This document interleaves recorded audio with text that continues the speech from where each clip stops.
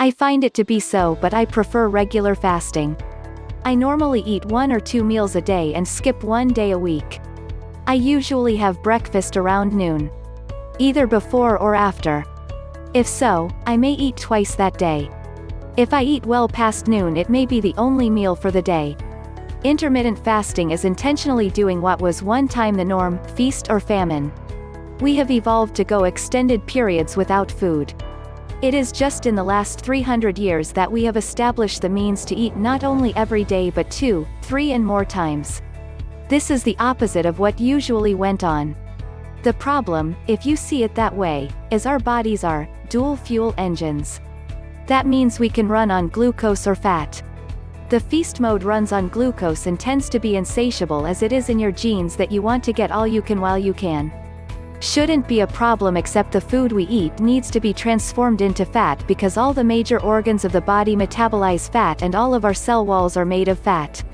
The old saying about not swimming after a meal has to do with the fact our body is running on glucose in order to keep operating while transforming the substance consumed into fat. Your body cannot burn fat and make fat at the same time.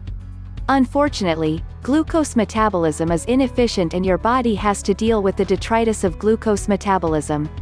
Fat metabolism, on the other hand, is hundreds of times more efficient.